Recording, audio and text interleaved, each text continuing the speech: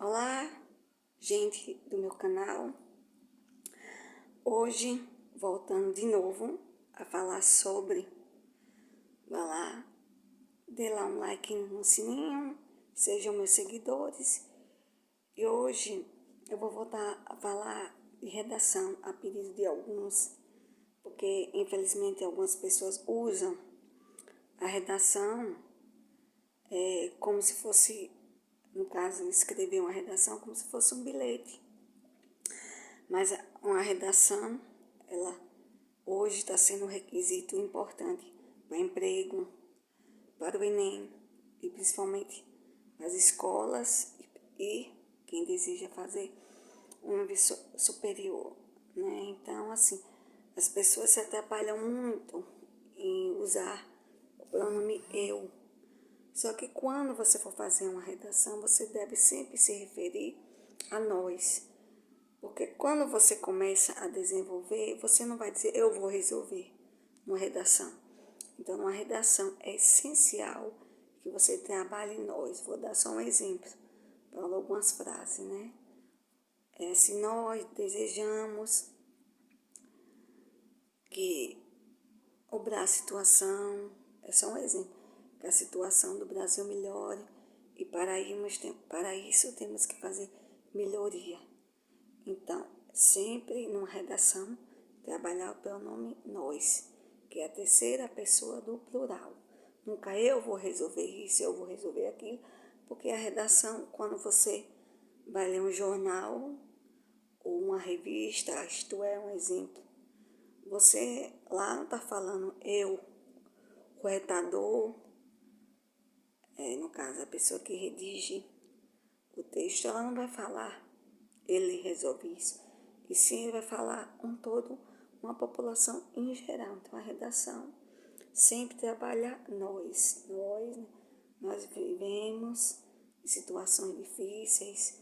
Aí de acordo com o tema, você começa a falar. Mas para você trabalhar um tema na redação, você tem que conhecer o tema. Se no Enem ou no emprego vai falar da violência, você tem que saber o assunto da violência para saber desenvolver sua redação. Se vai falar da educação, você tem que saber sobre a educação, porque aí você vai falar uma redação as falhas desses temas, né, educação, saúde e outros, e você vai concluir uma redação, o que você pode fazer junto com a população em geral para melhorar aquela situação de acordo com o tema. Veja, numa redação, tá, minha gente? Uma redação sempre deve trabalhar o pronome nós. E deve conter 30 linhas. Evite numa redação passar de 20 linhas, é requisito do Enem, é requisito de quem termina o segundo grau, quem também vai fazer a universidade. O requisito é esse, 30 linhas, não rasurar, fazer o possível para não colocando o parecendo o I é. E tem gente que coloca o parecendo o I e o I é. E também tem gente, aconteceu isso comigo, eu melhorei muito, o A, coloca uma perninha, e tem hora que o A parece o OA, e também jamais, nunca colocar o ponto no I. Muita gente continua seguindo essa regra. O ponto do I é quase invisível naquele ponto, mas muita gente acaba perdendo a redação no Enem porque coloca aquele ponto. O ponto do I é quase invisível. Você assim, vai lá com a caneta, toca. Jamais fazer uma redação com caneta vermelha, lápis, com azul ou preta. E de preferência sempre quem vai fazer o Enem e algum concurso, sempre Bic, porque tem algumas marcas de caneta que falha. E você deve levar sempre caneta reserva. Aconteceu isso comigo, eu sempre levava em concursos uma caneta reserva. E nunca numa redação, como vou fazer está apagando. Por isso que é bom vocês, em casa, estar lendo muito revista, porque as redações do Enem é baseada, a maioria dos temas, em temas da história super interessante, que eu lia muito quando eu fiz o Enem, e jornais. Não esses jornais que ficam falando muito de jornais, que tem um conteúdo para ajudar vocês a trabalhar uma redação. A mesma coisa quando alguém vai fazer uma carta. Ela destina aquela carta para dar uma mensagem boa para alguém, dar um consolo em relação à Bíblia. Um dos livros, quando eu estudei geografia, um dos livros mais indicados para ler, mesmo que tem pessoas que não acreditam na Bíblia. A Bíblia, mesmo que algumas pessoas não creem na Bíblia, que ela é a palavra de Deus, mas a Bíblia é o melhor livro para você desenvolver sua ótima leitura e sua escrita também está bem. Então, lembre-se, é importante vocês lerem jornais e principalmente a Bíblia. Não deve passar da margem. Quando você estiver escrevendo, não deve passar da margem o que você está escrevendo. Já falei do lápis. E continuar lendo. Se você não deseja, não quer ler, então não vai se dar bem na redação. Então lembre-se, gostar de ler. Quem tem dificuldade de ler pode escutar em áudios. E também hoje, além de eu estar falando da redação, é importante ler, seguir a linhagem, não estar trocando as letras. Outro assunto que eu também voltei a falar hoje, os tipos de ofício, porque as pessoas não sabem como usar os tipos de ofício e quais os pronomes que devem ser usados em fazer os tipos de ofício. Então, o primeiro ofício que nós vamos falar, no caso eu, vou falar com vocês, é o ofício que é a requisição. Muita gente hoje pega uma requisição e não sabe o objetivo dela. O objetivo de uma requisição é quando você vai requerer um objeto em relação à venda. Então, você vai requerer um objeto, então você usa a requisição. Tem gente que usa de forma errada a requisição. Então, é importante saber quando você vai requerer objeto, trabalha com vendas.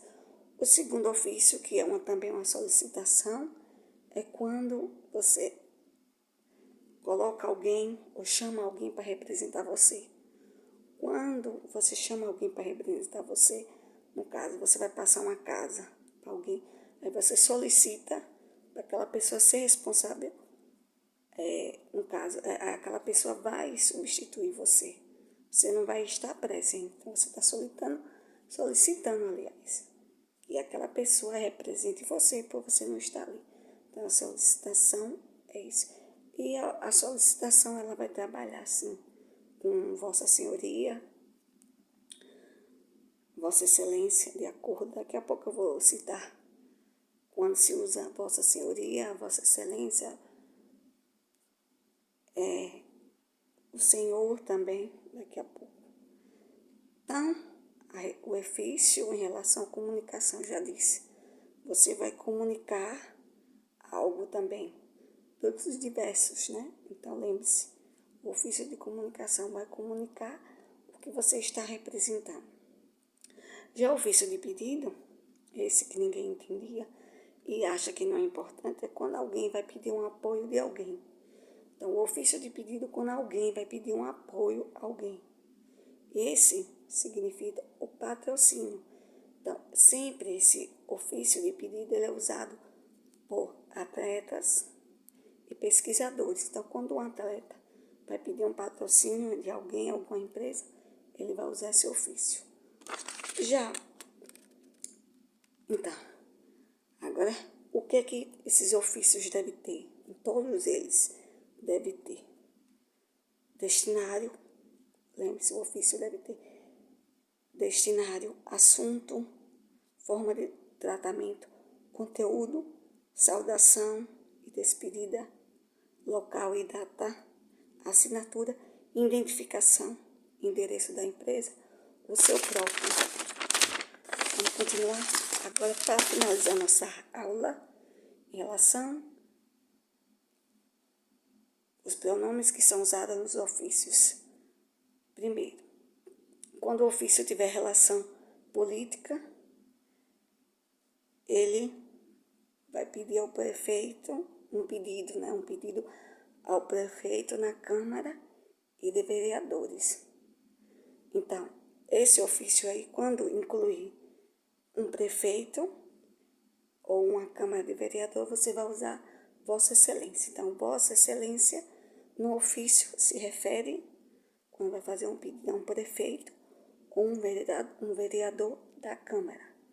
Vossa Alteza, quando você vai se referir a príncipes e duques, não é o caso do Brasil. Mas vamos supor que alguém ganhou uma bolsa para estudar fora e precisa fazer um ofício. Então, esse ofício é de Alteza, vai se referir a duques e príncipes. Então, se alguém precisa viajar e a necessidade de fazer um ofício, usa esse Vossa Alteza. Vossa Eminência, usado para cardeais que tem no Brasil. O Brasil tem cardeais. Então, esse ofício, você vai fazer ofício para cardeais, você sempre vai usar Vossa Eminência. E Vossa Santidade. Esse aí todo mundo ouve falar muito quando se retratar do Papa. E Vosso Reverendíssimo, quando tiver sacerdotes e bispos. Aqui no Brasil, tem no caso sacerdotes em relação ao religioso, né? Em relação ao modo religioso. E Vossa Paternidade é usado para ofícios católicos. Vários diversos pessoas da área católica, né, em relação a pessoas aí que representam o órgão católico. E Vossa Magnificência para reitores da universidade. Alguém está na universidade e precisa falar com o reitor. Então, usa o ofício com Vossa Magnificência. Vossa Majestade, já dá para perceber, quando retrata reis e rainha. É o caso do Brasil. O Brasil já retratou esse ofício quando ele foi colonial, mas não é mais. E por último, que esses pronomes são usados mesmo no Brasil em relação aos ofícios. Senhor e senhora, que é usado para prefeito, senador, governador. Vossa Senhoria, que é o último pronome para ser usado no ofício. Vossa Senhoria, ser usado para secretários, diretores e vereadores. Espero que tenha gostado. Hoje eu falei novamente da redação e os tipos de ofício, para que serve e os pronomes que devem ser usados. Bye, aguardo na próxima aula. Vocês de novo, se inscrevam para terem mais aula. Tchau, tudo de bom para vocês.